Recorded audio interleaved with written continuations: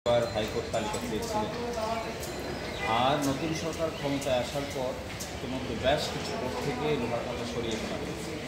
আজকে আদেশের জন্য ছিল, এই আদেশের জন্য থাকা অবস্থায় হাইকোর্ট জানতে চেয়েছেন যে সরকার কী পদক্ষেপ নিয়েছে। সরকারের পক্ষ থেকে বলা হয়েছে যে কিছু সরিয়ে ফেলা হয়েছে, আর এখনও সব সরানো হয় নাই। এই জন্য কোর্ট জানতে চেয়েছেন যে 4 সপ্তাহের ভিতরে সারা বাংলাদেশে এখনও কোথায় কীভাবে লোহার খাঁচা আছে তার একটা তালিকা দায়ের করার জন্য, এবং সরকার পক্ষের কী অবস্থান হবে এটা 4 সপ্তাহ করার জন্য কোর্টকে এফিডেভিটের মাধ্যমে। এবং কোর্ট মামলা পরিচালনার সময় মন্তব্য করেছে যে সভ্য জগতে আধুনিক বিশ্বে হিউম্যান রাইটসের স্ট্যান্ডার্ডে এগুলো এখন আর চলে না। সেজন্য লোহার খাঁচা থাকা এটা অনেকটা বড় ব্যাপার।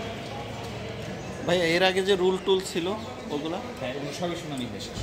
কতগুলো আগে রুল ছিল, রুলের সঙ্গে ডাইরেকশন ছিল, তারপরে আমরা সাপ্লিমেন্টারি রুল নিয়েছিলাম। এই সবগুলো 4 সপ্তাহ পরে যখন তারা জবাব দেবে তখন কোর্ট ডিসপোজ করবে এবং সরকারের অবস্থানে জানাতে হবে। আমরা আগে যে তালিকা দিয়েছিলাম 84টি আদালত, এর মধ্যে ঢাকা মেট্রোপলিটন, ঢাকা সেশন জাজ, চিটাগাং মেট্রোপলিটন, চিটাগাং সেশন জাজ, এই সিলেট ছিল, কুমিল্লা ছিল।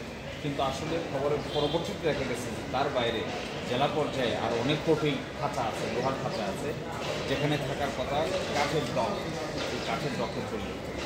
এই জন্য আমরা মনে করি এটাই এখন অ্যাপ্রোপ্রিয়েট টাইম এই সমস্ত ইনহিউম্যান ডিগ্রেডিং টর্চার কোর্টের ভিতর থেকে দূর করে ফেলার এটাই অ্যাপ্রোপ্রিয়েট সময়। এখন এরকম কোনো তালিকা দেন নাই, ওনারা মৌখিকভাবে বলেছেন যে অনেক জায়গা থেকে সরিয়ে দেবেন। এই জন্য কোর্ট জানতে চেয়েছেন সরিয়ে দেওয়ার ফলেও আর কোথায় আছে এটার তালিকা। কোন কোর্ট ভাইয়া, কোন কোর্ট? মাননীয় বিচারপতি ফারাম আহমেদ। লোহার খাঁচা সরিয়ে দেওয়ার পরে ওখানে কি ধরনের ব্যবস্থা নেওয়া হয়েছে?